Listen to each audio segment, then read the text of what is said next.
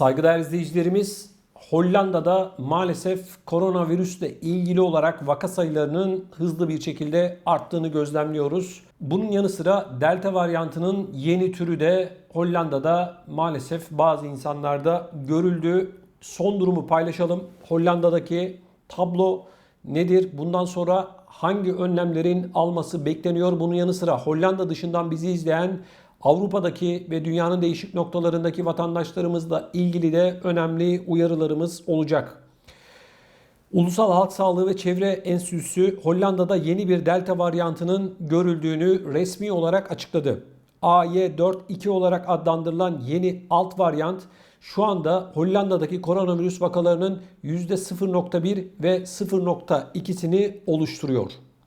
İngiltere'de günlerdir gündemde olan alt varyant vaka sayısındaki keskin artışın sorumlusu olarak da bilim insanları tarafından gösteriliyor. İngiliz uzmanlar yeni varyantın şu anda dünya çapında baskın olan delta varyantına göre %15'e kadar daha da bulaştırıcı olduğunu açıkladı.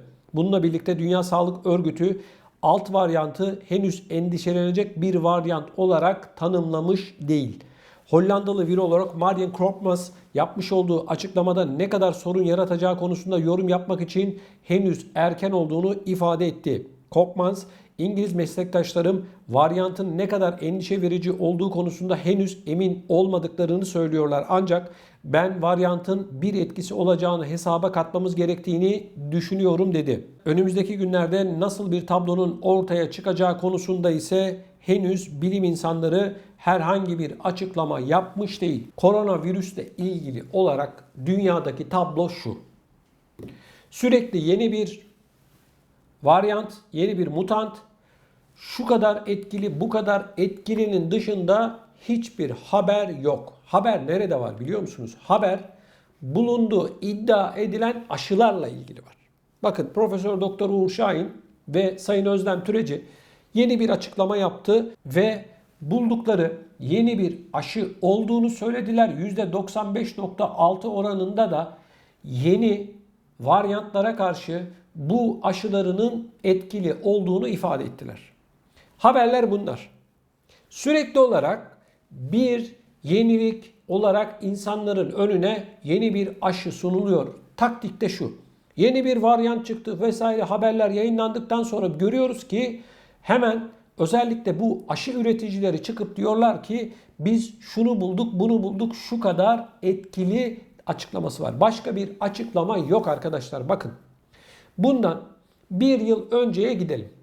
İçinde bulunduğumuz yıldan öncekine yani 2020'nin özellikle Aralık ve Kasım ayına gidelim. Bir yıl önce. Ne vardı gündemde? Kapanma vardı. İnsanlar evlerine kapanmışlardı. Sürekli olarak hadi aşı, hadi aşı, hadi aşı haberleri vardı. İnsanlar psikolojik olarak bu sıvıları birer kurtuluş olarak bekledi. Daha doğrusu bekletildi. Sonra Ocak ayı itibariyle piyasaya çıktı. Ülkeler bu aşı üreticileriyle anlaşmalar yaptılar, paraları ödediler, milyarlarca doz aldılar. Kimler? Parası olanlar. Sonra o gazetelere Aralık ve işte Kasım'dan önce gazetelere çıkıp benim aşım şu kadar etkili, bu kadar etkili diye açıklama yapan insanlar bir anda ortadan kayboldular. 1,5-2 ay boyunca Ocak, Şubat, Mart hatta ayı boyunca bu aşıyı üretenlerden hiçbir şekilde medyada haber göremedik. Sonra arkadaşlar bunlar yavaş yavaş piyasaya tekrardan çıkmaya başladılar. Piyasaya da benim aşım şu kadar koruyor, bu kadar koruyor diye çıkmadılar. Ne diye çıktılar? Yeni bir varyant var, yeni bir mutant var. Bunun üzerinde çalışıyoruz. Bizim bir şekilde bununla baş etmemiz lazım diye insanlarda yeni bir psikolojik savaş oluşturdular. Yeni bir çıkmazın içerisine insanoğlunu bataklığa soktular arkadaşlar. Psikolojik bataklık. Sonra bunlar tekrar çıkmaya başladılar bu aşıları üretenler. Şu kadar etkili, bu kadar etkili, bu işi biz çözüyoruz, bözüyoruz derken yeni anlaşmalar yaptılar. Yeni sözleşmeler yaptılar ve aşıyı sürekli olarak satmaya başladılar, devam ettiler. Şimdi işin bir de test boyutu var arkadaşlar. Bu aşı boyutu bu. Bir de testler. Mutlaka PCR testi, sürüntü testi olacak, mutlaka şu olacak. İşte marketlerde bildiğiniz üzere Almanya başta olmak üzere Avrupa'nın pek çok noktasında beşli paketler halinde 24-25 euroya marketlerden sanki gazoz satıyormuş gibi bu testleri satmaya başladılar. Bir de işin böyle bir ekonomisi var. Marketlere bu testler geldikten sadece birkaç gün sonra test kalmadı, yok sattı arkadaşlar. Aldi'den vatandaşlarımız aldı, Rossmann'dan, Real'den, oradan buradan. Yani diğer tüm böyle zincir marketlerde kuyruklar oluştu. Medyada bunu sürekli pompaladı ve insanlar birer kurtuluşmuş gibi kucak dolusu satın aldılar. İnsanları bir de test manyağı yaptılar arkadaşlar. Şimdi görüyoruz bakın. Yeni bir plan, yeni bir senaryo, yeni bir çıkmaz. Nedir bu? Şimdi yeni bir varyant, yeni bir mutant diye göreceksiniz. Aşı olmak biliyorsunuz zorunlu değil. Tırnak içerisinde onların söylediğini söylüyorum. Zorunlu değil. Sen bu insanların evden çıkmayacak hale getirdin. Uçağa binemezsin. Şunu yapamazsın, bunu yapamazsın. Yani insanlar testle aşı arasında kalmış, sıkışmış vaziyetteler. Evet.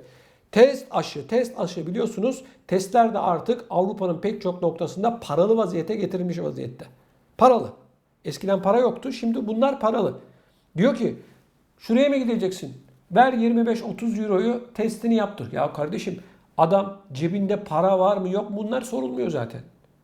Ekonomik anlamda zaten koronavirüs döneminde fiyatlar 3-4 kat arttı. Bir de üstüne insanlara koronavirüs ekonomisi oluşturup insanların bütçeleri daha da sarsılmak isteniyor. Bakın bir aile diyelim ki 4 kişi 5 kişiden oluşturuyor.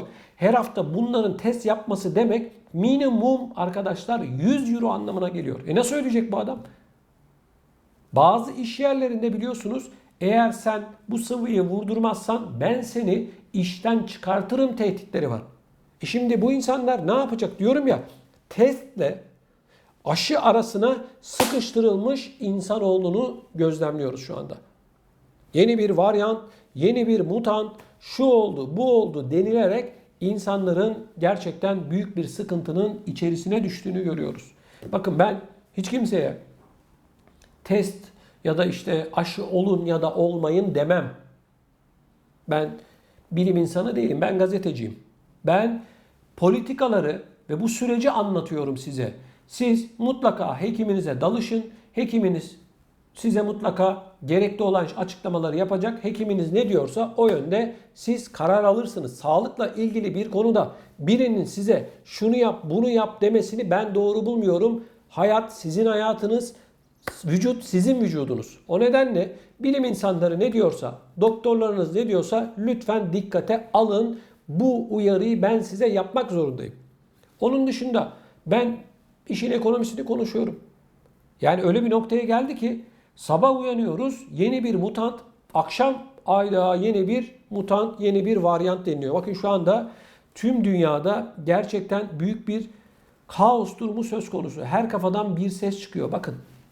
Geçtiğimiz günlerde Danimarka, İsveç, İzlanda'da ve Finlandiya'da 30 yaş altına Moderna adlı mRNA teknolojisiyle üretilen aşının vurulması yasaklandı.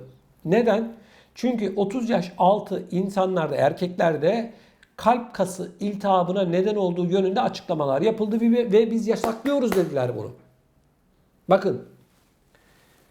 İsrail'den bundan birkaç ay önce bununla ilgili açıklama yapılmıştı. Daha sonra bu İskandinav ülkeleri yaptılar araştırmayı. Evet dediler, vaka sayısı hızlı bir şekilde artıyor. Biz bunu yasaklıyoruz dediler. Bu bir iki gün medyada yer aldı arkadaşlar. Sonra bununla ilgili haberler kesildi, bitti. Profesör Doktor Uğur Şahin ve Özlem Türeci'den bununla ilgili olarak tek bir açıklama yapılmadı. Bu arada Özlem Türeci ve Uğur Şahin Yunanistan'a gitti, ödül aldı. İspanya'ya gitti, ödül aldılar. Gazetecilerin bu konuyla ilgili sormuş oldukları sorulara da cevap vermediler. Kendileri de gerek sosyal medya hesaplarından ya da yapmış olduğu açıklamalarda bu konuyla ilgili tek kelime etmediler. Şimdi arkadaşlar sanıyorum yani şu çerçeveye baktığımız zaman nasıl bir girdabın içerisine insanoğlunun sokulduğunu anlayabiliyoruz. Ben şunu söylüyorum. Diyorum ki siyasetçilere söylüyorum. Bakın bilim insanlarına değil bu sözüm. Birileri para kazanabilir. Aşı üretmiştir, test yapmıştır. Para kazanacaklar. Bunların amacı bu zaten. Yani ticari işletme bunlar. Yani bakkal dükkanı nasıl para kazanmak istiyorsa bu adamlar da para kazanmak istiyorlar. Ben ticareten herhangi bir sorun görmüyorum ama siyasetçilerin daha uyanık olması gerekiyor.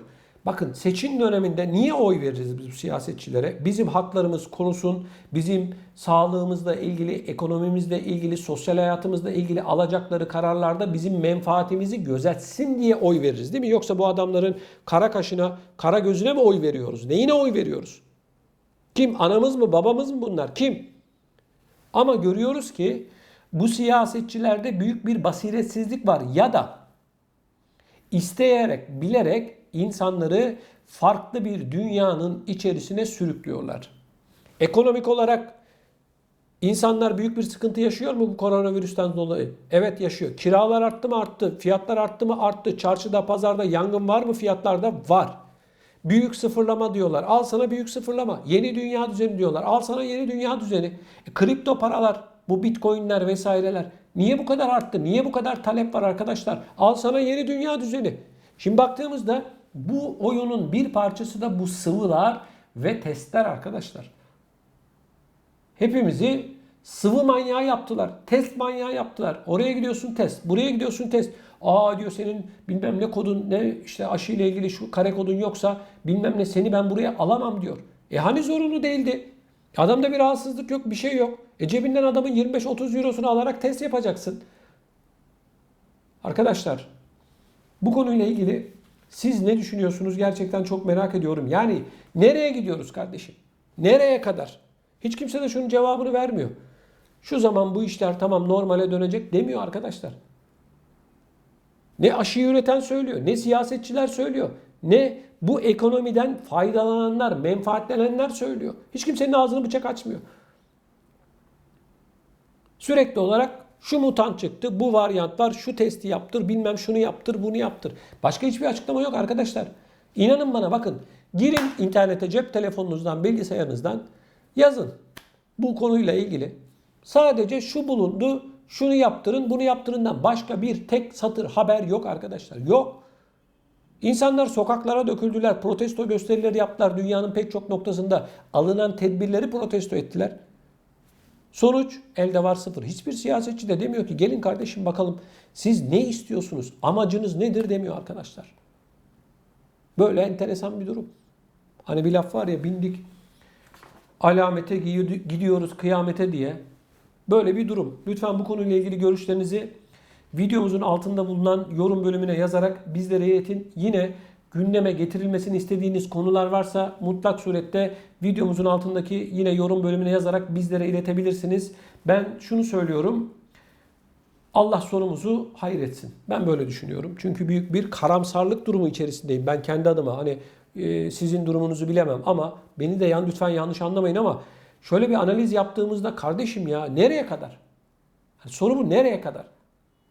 Yeter artık insanlar normal hayatına dönmek istiyor. Sıvı dediler, sıvılar yapıldı. Test dediler, testler yapıldı. Bakıyoruz vaka sayıları başa döndü. Her yerde vaka sayıları çok hızlı bir şekilde artıyor. O zaman bu neydi kardeşim? Alınan bu tedbirler neydi? Amaç neydi? Neydi bu zorlama? Devam eden bu zorlama? Bu ne?